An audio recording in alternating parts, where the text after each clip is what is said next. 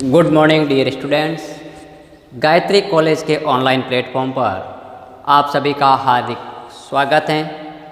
आज के क्लास में हम डिस्कस करेंगे इटरेशन मेथड की सहायता से अबीजीय समीकरण का हल कैसे ज्ञात किया जाता है।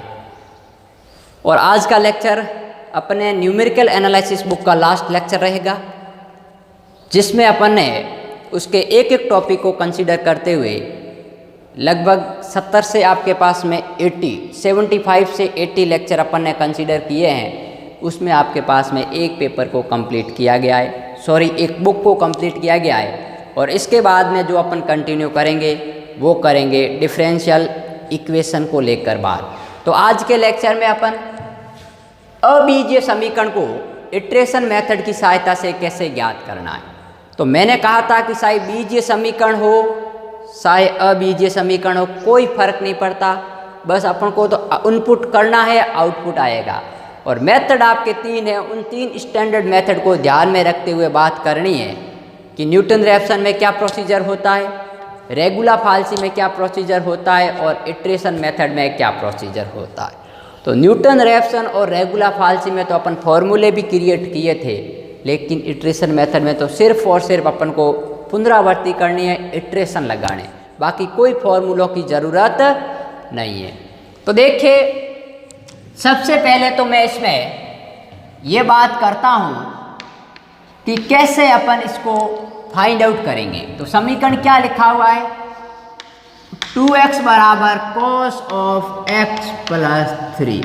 मैं आपको पहले ही बता चुका हूँ कि जब भी आपके पास में अबीजीय समीकरण आती है जिसमें यदि साइन कॉस के फंक्शन आते हैं तो KLC को हमेशा आपको रेडियन मोड के अंतर्गत रखना है, रेडियन में रखना है, डिग्री में कभी नहीं रखोगे, क्योंकि अपन जो x पुट कर रहे हैं 1 2 3 ये रेडियन के इक्वल होता है सेट ऑफ रियल नंबर।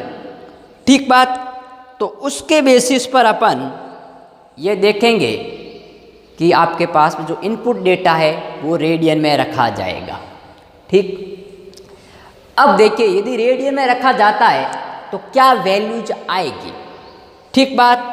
तो यहाँ पर आपके पास में पहले तो मैं केस 2 कंसीडर करता हूँ। केस फर्स्ट में ये आपके पास में हो सकता है कि जब 2x बराबर cos ऑफ x प्लस 3 है, इसका मतलब x का मान क्या आ गया, cos ऑफ x प्लस 3/2। ठीक। एक के सेकंड अपने पास में ये हो सकता है कि मैं cos ऑफ x की वैल्यू निकालता हूं, तो cos ऑफ x बराबर होता है 2x माइनस 3। ये 3 इधर गया, तो यहां से जो अपने पास में x की वैल्यू आएगी वो inverse of cos 2x minus 3 होगी। तो अब आपके पास में x की अपन रेस्ट्रिक्टेड डोमेन और रेंज को सेलेक्ट करेंगे, क्योंकि इनवर्स सर्कुलर फंक्शन की यहाँ बात होगी।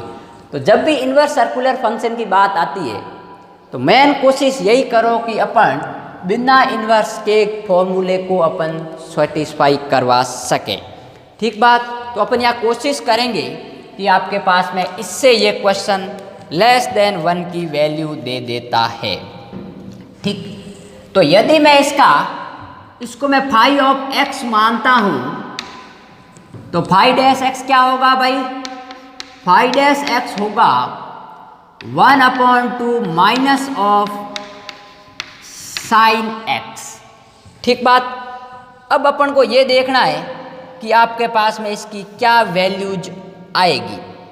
ठीक। तो देखिए, जब अपन इसके अंतर्गत वैल्यू रखेंगे तो आपके पास में जो डेटा आएगा वो डेटा लगभग आपके पास में x का मान जब 0 रखता हूं तो cos 0 1 होता है, प्लस 3 4 आएगा।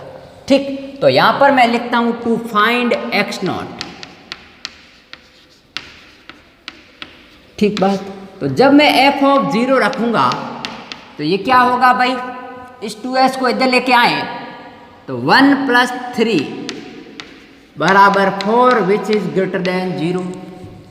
ठीक बात। अब मैं वैल्यू सेलेक्ट करता हूं 1.5। ठीक। तो जब अपन 1.5 रखेंगे तो आपके पास में जो वैल्यूज आएगी वो वैल्यूज आपके पास में करीबन क्या वैल्यूज आपके पास में आएगी, उसको अपन कहेंगे कि वो आपके पास में x0 आ रहा है। ठीक, तो अपन जो चूज कर रहे हैं x0 वो सेलेक्ट कर रहे हैं 1.5। 1.5 पर इसकी वैल्यू लगभग 0 के समथिंग आएगी। ठीक, तो मेरे को इस लेक्चर में 2 क्वेश्चन करवाना है, इसलिए मैं डायरेक्ट ले रहा हूँ x0। आप चेक कर लीजिए 1.5 पर 1 पर, क्योंकि 1 पर रखूँगा तो मैं समथिंग 1 के आसपास आएगी ये वैल्यू, और 1.5 पर ये 0 के आसपास आएगी।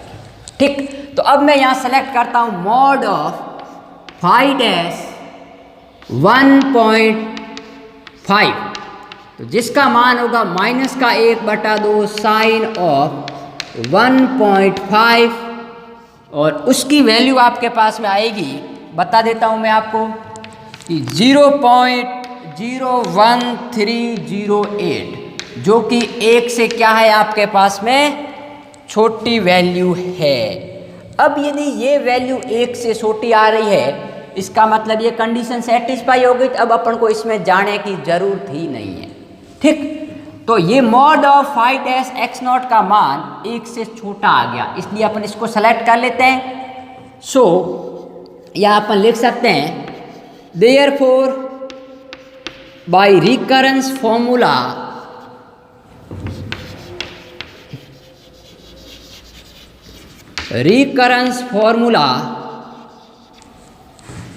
we have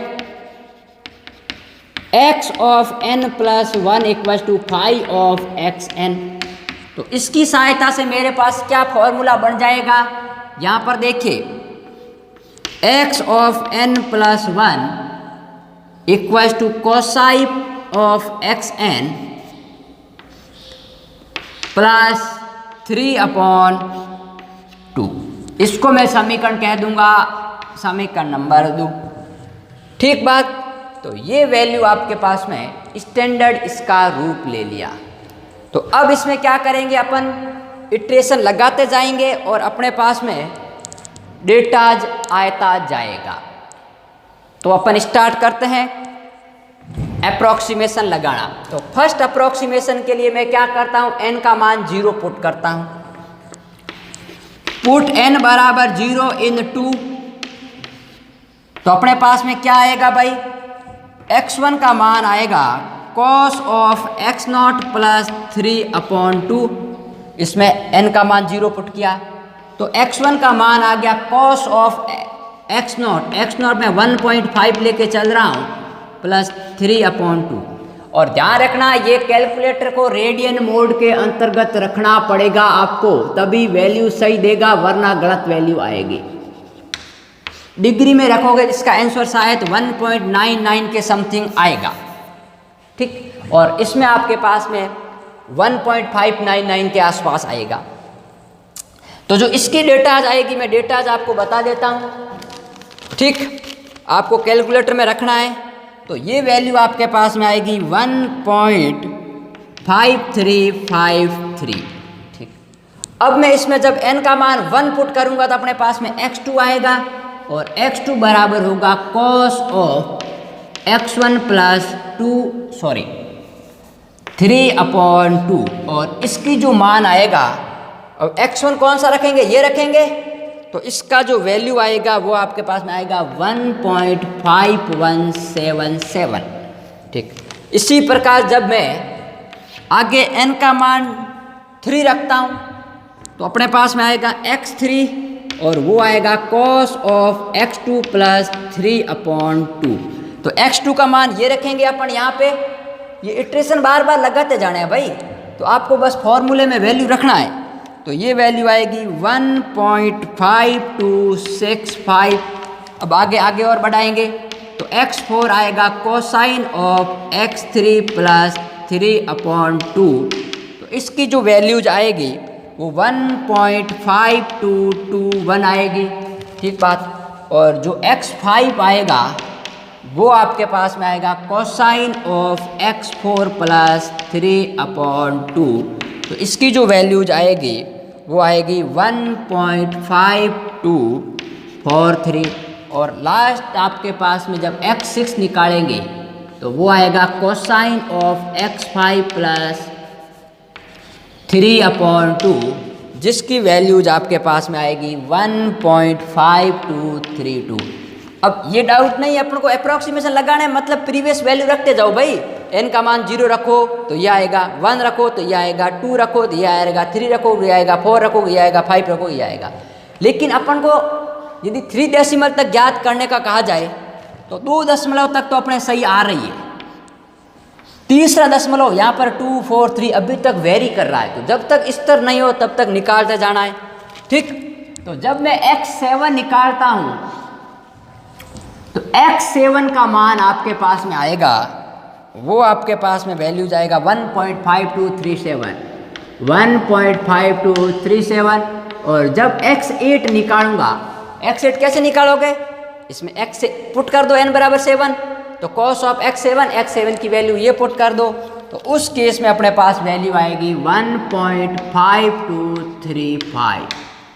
ठीक, तो ये है आपके पास में वो डेटा जहाँ पर अपने पास में 3 वेरिएबल दशमलव के बाद में 3 पॉइंट तक सेम आ गया।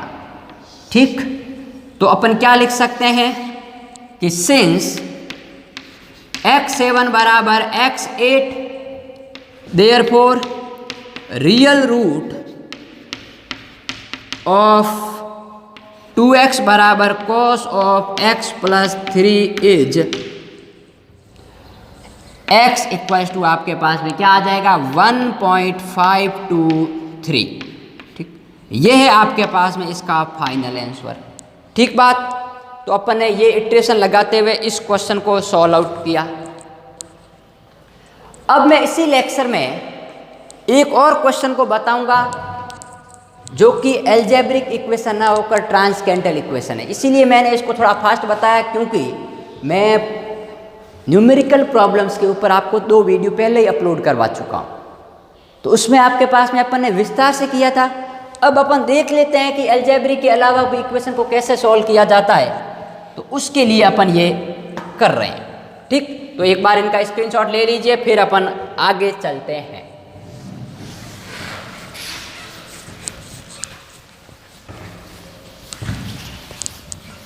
उसको भी अपन शॉर्ट में ही करेंगे, लेकिन आपको तरीका आना चाहिए कि कैसे करते हैं। ठीक है, तो मैं इक्वेशन को यहाँ से चेंज कर लेता हूँ, बाकी अपना काम वही रहेगा, बस इक्वेशन को थोड़ा सा परिवर्तित करना है। और अब अपन लेंगे जो फंक्शन, वो आपके पास में फंक्शन है वो लॉग में है। किसमें है? लॉग में है। 2x minus log base 10x बराबर 7। ठीक, ये वैल्यूज आपके पास में है।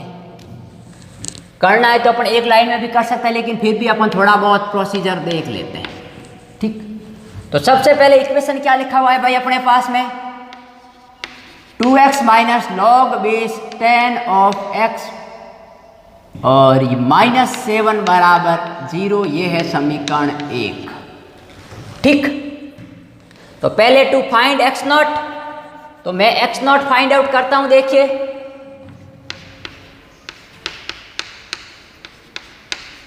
तो आपके पास में x0 की क्या वैल्यूज आएगी?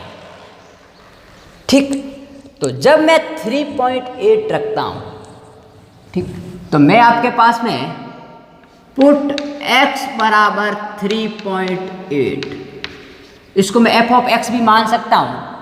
तो अपने पास में क्या आएगा? f ऑफ 3.8 की value 2 into 3.8 minus log base 10, 3.8 minus 7 बराबर, इसकी वैल्यू आएगी 0.02021। अब आप कहोगे सर आपको कैसे पता चला कि यही 3.8 भी आया? तो मैंने अभी क्या कहा, मैं आपको शॉर्ट में बस बता रहा हूँ कि पॉइंट क्या आएंगे। आपको वही हिट एंड ट्रायल मेथड लगाना है। सबसे पहले f ऑफ 0 की वैल्यू निकालनी है, 1 की निकालनी है, 2 की निकालनी है, 3 की निकालनी है, 4 की निकालनी है। तो 3 और 4 में आपको पता चलेगा कि 3 के आसपास तो वैल्यू ये 0 पॉइंट आपके पास में 1 या ऐसी पॉजिटिव आएगी और 4 पर इसकी वैल्यू नेगेटिव चली जाएगी। तो आपको पता चल जाएगा कि 3 और 4 के बीच में इसका रियल रूट राइज करता है। ठीक, तो वो आपको पता लगाना है। मैंने पॉइंट बता दिया कि 3.8 ही आएगा, तो आप एक बार KLC में 2 पर, 3 पर, 4 पर चेक करना। तो 3 और 4 पर अपन जब रखेंगे तो एक तरफ तो वैल्यू नेगेटिव आएगी और दूसरी तरफ पॉजिटिव। अब मैं ये कंफर्म नहीं कह सकता कि 3 पर पॉजिटिव आएगी या 4 पर, वो तो आप जब आप निकालोगे तब आपको पता चलेगा। लेकिन इसका जब आप 3.8 पर निकालोगे तो ये वैल्यू कंफर्म यही आएगी। ठीक बात। तो अब देखिए अपन ने x0 ये चूज कर लिया। ठीक, तो आपके पास में सेलेक्ट x0 बराबर 3.8। ठीक बात। अब मुझे निकालना है x = phi ऑफ x की स्टैंडर्ड फॉर्म। ठीक, तो देखिए देयर नाउ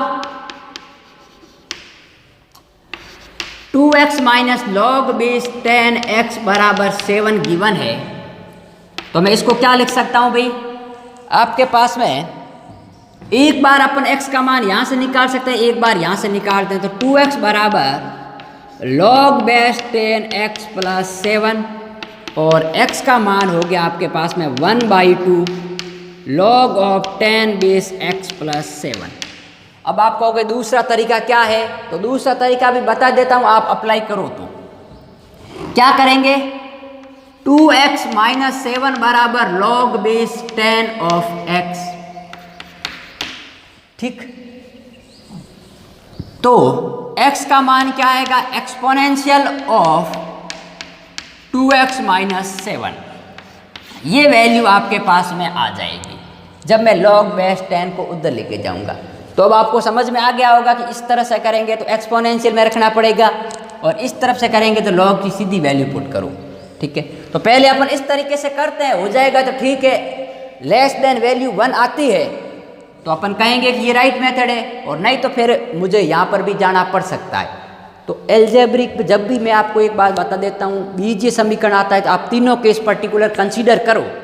लेकिन अबीजीय समीकरण में यदि आपको पहले कंडीशन में ही लग जाए कि इसका mod of phi dash x0 का मान 1 से छोटा आ रहा है, तो अगला मेथड आपको अप्लाई करने की ज़रूरत नहीं है। तो मैं यहाँ चेक करता हूँ, ये x = इसको मैं मान लेता हूँ समीकरण नंबर 2। ठीक, तो देयरफॉर phi ऑफ x का मान क्या आ गया भाई, 1/2 log of 10 base x plus 7।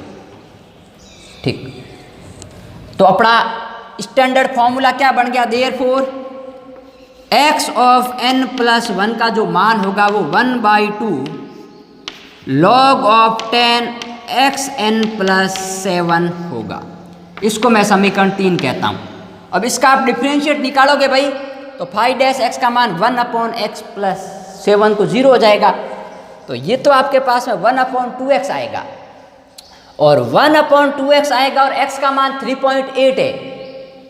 तो जब 1/2x आएगा और x का मान मैं 3.8 पुट करूंगा तो ये तो लगभग 1.2 × 3.8 तो 7.6 आएगा, और 7.6 का मैं 1 में भाग दूंगा तो वो 1 से छोटी वैल्यू आ रही है। तो आप लिख सकते हो यहाँ पर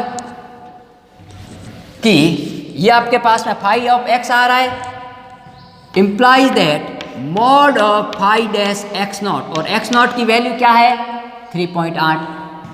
ठीक, ये रहा। तो इसका मान हमेशा 1 से छोटा आएगा, क्योंकि 1/7.6 आ रहा है और 1 में यदि मैं 7 का भाग देता हूं तो 1 से छोटी वैल्यू आएगी। इसलिए ये फॉर्मूला अपना राइट है, आगे बढ़े की अपन को करने की ज़रूरत नहीं है। और आपको यदि लगता है कि नहीं मुझे इस प्रोसीजर से करना है तो पहले इसका मान निकाल कर चेक करो phi ऑफ x का, phi डैश x0 का, यदि 1 से छोटा आ रहा है तो आप अप्लाई कर सकते हो। ये आपका खुद का काम है जिसको अपन बोलते हैं होमवर्क या डू इट। ठीक है, आपको खुद को योरसेल्फ करना है। अब मैं इससे आपको आंसर बता देता हूं कि क्या आएगा। तो सबसे पहले अपन पुट n बराबर 0 करेंगे। पुट n बराबर 0 इम्प्लाइज दैट x1 का मान आएगा 1/2 log बेस 10 x0 प्लस 7। तो क्या मान आ जाएगा, x1 का मान 1/2 log बेस 10 3.8 प्लस 7, तो इसका जो मान आएगा वो आएगा 3.78989। ठीक, मैं अब पुट n बराबर 1 करूँगा, तो यहाँ पर देखिए पुट n बराबर 1 कौन सा समीकरण में करना है भाई? 3 में। तो इम्प्लाइज दैट x2 का जो मान आएगा वो 1/2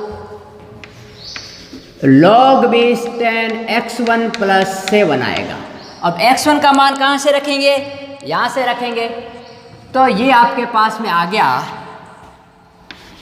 x2 बराबर 1/2 log बेस 10 3.78989 प्लस 7।